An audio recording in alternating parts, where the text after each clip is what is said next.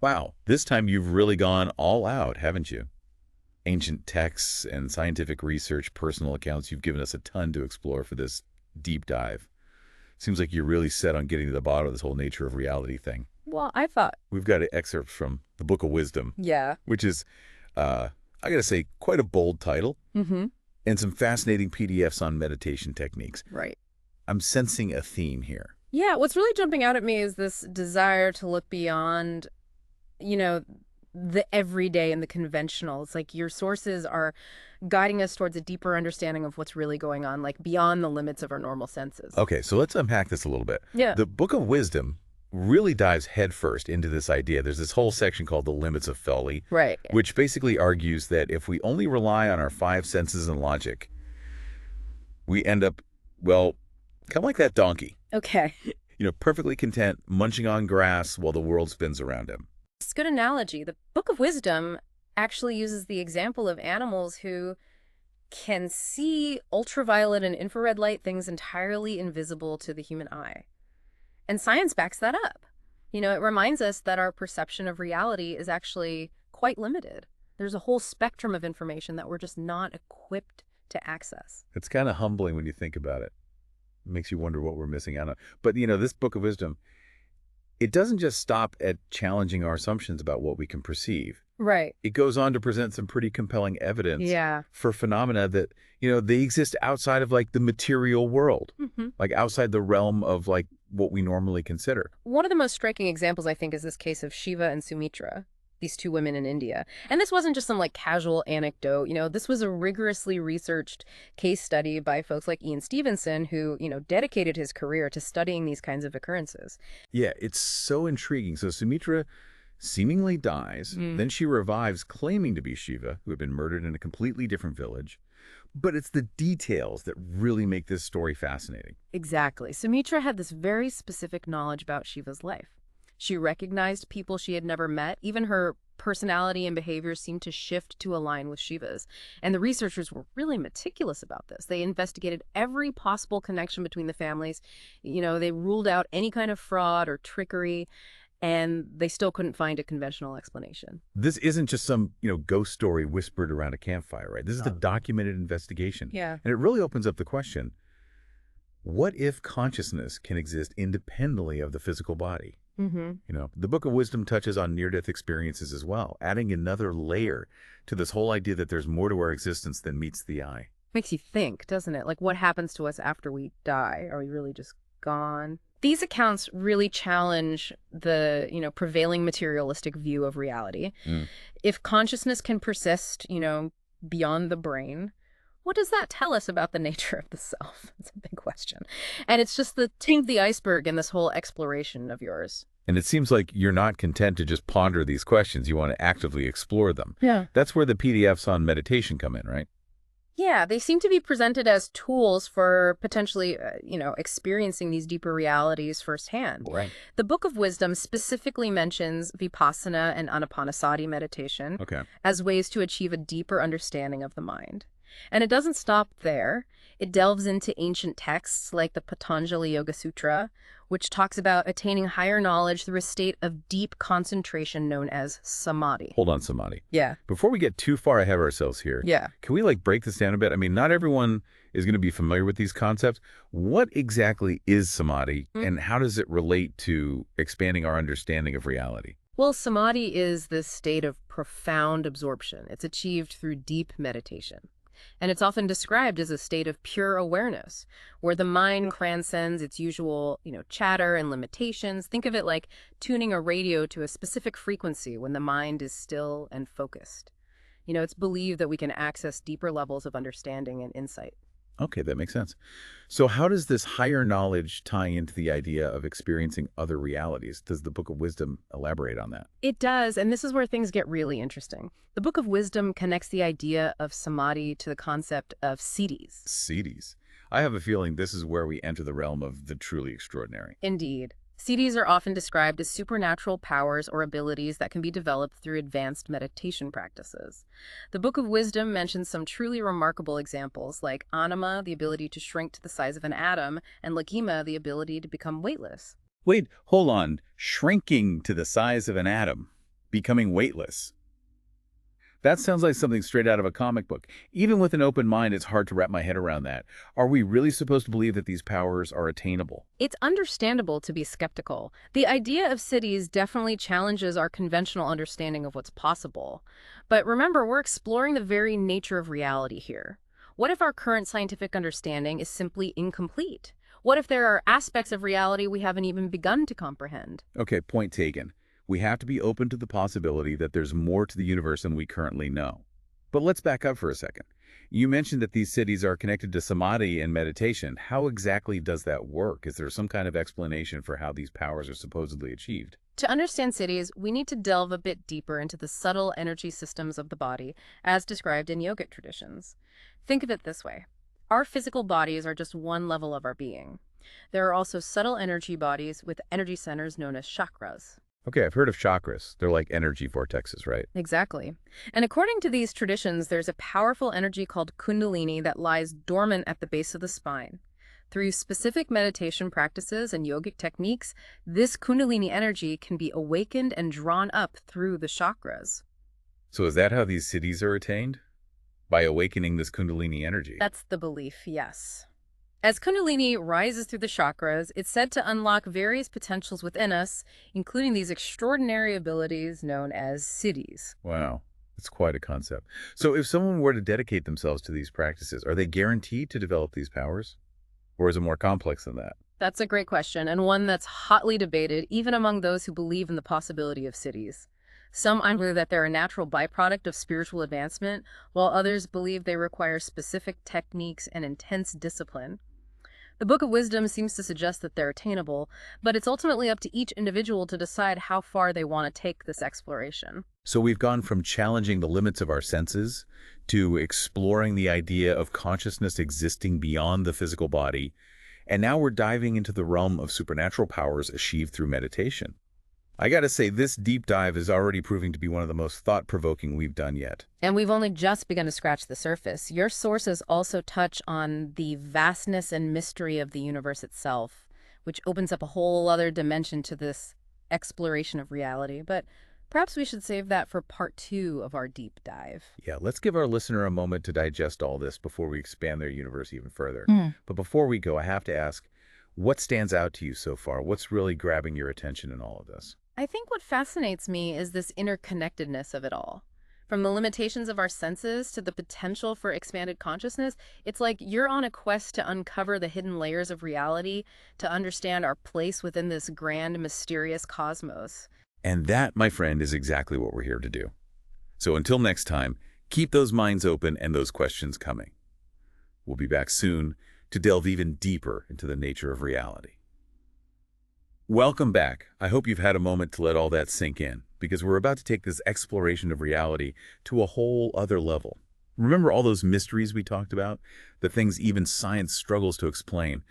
Well, it turns out you've given us some sources that dive headfirst into those very mysteries. Yeah, it's really interesting how your sources connect these larger cosmic mysteries to the individual journey of self-discovery. It's like understanding our place in the universe is somehow linked to understanding ourselves, our consciousness. Right. The Book of Wisdom touches upon the Big Bang Theory, which attempts to explain the origin of the universe. But even with this theory, there are so many unanswered questions, like what existed before the Big Bang? What caused it? And then there's dark matter and dark energy, these mysterious forces that seem to make up the vast majority of the universe, but remain largely unknown to science. It's mind-boggling to consider that we can only perceive about 5% of the universe's matter and energy. It's like trying to understand an entire book by reading just a few sentences. Exactly. And if we're only aware of a tiny fraction of what's out there, how can we even begin to grasp the true nature of reality? It makes you feel pretty small, doesn't it? It does, but it also highlights the incredible potential for discovery. There's so much more to uncover, so many mysteries waiting to be unraveled. And speaking of mysteries, we can't forget the age-old question, are we alone in the universe? The Book of Wisdom dedicates a whole section to this, exploring the possibility of extraterrestrial life. It's fascinating how the search for extraterrestrial life has evolved over time. We've gone from scanning the skies for radio signals to searching for exoplanets, planets orbiting other stars that might have conditions suitable for life. And the more we learn about the universe, the more we realize that life as we know it might be just one tiny expression of a much broader phenomena. There could be life forms out there that thrive in environments we wouldn't even consider possible. Imagine life evolving on a planet with a completely different atmosphere, different gravity, even a different chemical composition. It challenges us to expand our definition of life itself. Okay, so we've got a universe teeming with possibilities, potentially with life forms beyond our wildest imaginations. But the Book of Wisdom takes it even further, introducing the concept of the multiverse. Can you explain that one? It's always kind of blown my mind. Well, imagine our universe with all its vastness and complexity as just one bubble in an infinite foam of other universes. That's the basic idea behind the multiverse. It's a theoretical concept, but it's gained traction in some scientific circles as a way to explain certain observations about our own universe. Like what? What kind of observations point to the existence of multiple universes? Well, one example is the fine-tuning problem. This refers to the observation that the fundamental physical constants of our universe, like the strength of gravity or the speed of light, seem incredibly fine-tuned for life to exist. Even slight variations in these constants could have resulted in a universe where stars couldn't form or atoms couldn't hold together. So is the idea that in a multiverse, there would be an infinite number of universes with different physical laws, and we just happen to exist in the one that's perfectly suited for us? That's one interpretation, yes. It's as if each universe is a separate experiment with a slightly different set of rules. Some universes might be completely inhospitable to life, while others might have life forms we can't even begin to imagine. It's wild to think about, isn't it? That there could be countless versions of ourselves living out different lives in parallel universes. It's like something straight out of science fiction. But the fact that scientists are seriously considering this possibility is mind-blowing. It challenges our fundamental understanding of what reality is. If there are multiple universes, what does that mean for our concept of self? Are there infinite versions of us? Does each choice we make create a new branch in the multiverse? These are questions that philosophers and physicists are still grappling with. It's almost too much to process. I mean, we started by questioning the limitations of our senses. Then we explored the idea of consciousness existing beyond the body, and now we're dealing with a potentially infinite number of universes. Where do we even go from here? How can we make sense of all this? Perhaps the key isn't to try to find definitive answers, but rather to embrace the mystery, the awe, the sheer wonder of it all.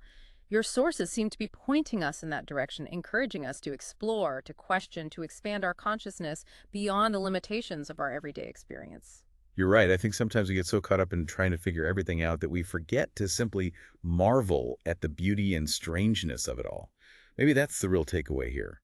To open ourselves up to the possibility that reality is far more expansive and mysterious than we ever imagined. And perhaps those meditation practices you mentioned earlier can help us cultivate that sense of openness and wonder. After all, if we can train our minds to access deeper levels of awareness within ourselves, who knows what other possibilities might open up? It's like we've been given a glimpse into a whole new realm of possibilities, and now it's up to us to decide what we do with that glimpse. Do we cling to our old assumptions about reality?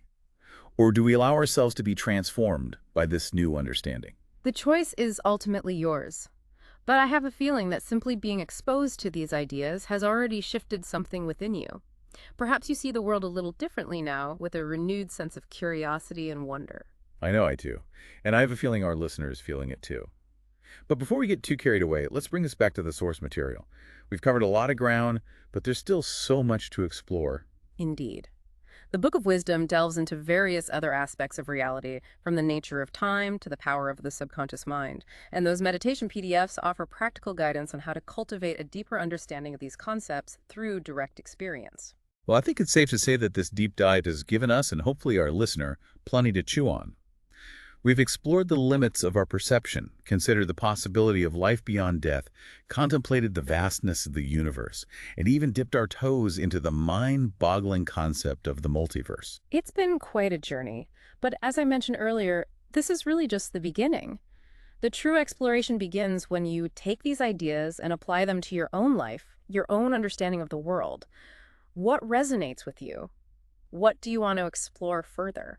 That's the beauty of a deep dive like this. It sparks curiosity. It opens up new perspectives, and it leaves you with more questions than answers. And sometimes those questions are more valuable than any answers we could find. They keep us searching, keep us growing, keep us engaged in this ongoing mystery we call life. Exactly. So what are some of the questions that are swirling around in your mind right now? What's really piqued your interest in all of this? It's really amazing, isn't it? We've gone from the limits of our senses to the edges of the universe, and it all feels connected somehow. Yeah, what's really fascinating is how all these seemingly, disparate concepts, meditation, near-death experiences, the multiverse, they all point towards this same underlying question. What is the true nature of reality? You're right. It's like we've been weaving together all these threads from these different tapestries, and they're all starting to form this bigger picture. Mm-hmm. And that picture is still very much a work in progress. Right. The Book of Wisdom, while it offers all these intriguing insights, it also acknowledges that there's still a lot that we don't understand. Right. You know? Okay, so let's try to distill some key takeaways here from all this information. Yeah. I mean, we started out by challenging this idea that our senses give us a complete picture of reality. Right. The examples of, animals perceiving ultraviolet and infrared light and the Book of Wisdom's argument about the limitations of logic, Mhm. it really highlighted that there's this vast realm of information that we just don't have access to. It's like we're looking at the universe through this tiny little keyhole, Exactly. and there's so much more happening beyond our field of vision. And then we explored, the evidence that suggests that consciousness may not be confined to the physical body. The case of Shiva and Sumitra and the accounts of near-death experiences, they really push the boundaries of what we typically consider possible. Yeah, those stories were definitely thought-provoking, for sure. They challenge that whole materialistic worldview and open up this possibility that there's more to us than just our physical bodies. Right, and maybe practices like meditation, as outlined in those PDF books that you provided, they can help us tap into those deeper levels of consciousness and really explore these possibilities further. So I'm curious, what are your thoughts on meditation? Have you ever tried any of these practices yourself? I have, and I find it to be such a valuable tool for cultivating awareness, both of oneself and of the world around us. It's like a training ground for the mind. It's helping us to become more present, more focused, and just more attuned to the subtle nuances of experience. That makes sense.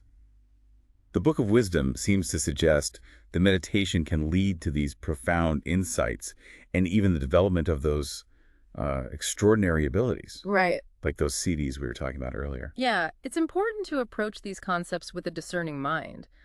While there are those anecdotal accounts of individuals, achieving remarkable feats through meditation, it's really important to remember that these are not, easily replicable or scientifically verifiable. Right. We have to be cautious about accepting those extraordinary claims Right. without sufficient evidence. But even if we put aside the idea of supernatural powers, there's no denying that meditation can have a really profound effect on our mental and emotional well-being. Absolutely. Countless studies have shown, the benefits of meditation for reducing stress, improving focus, and enhancing overall well-being.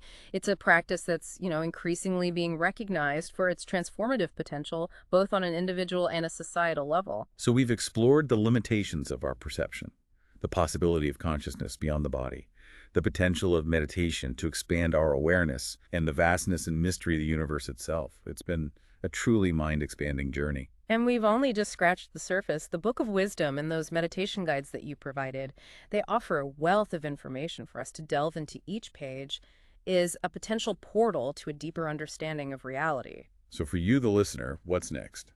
Which thread are you going to pull on?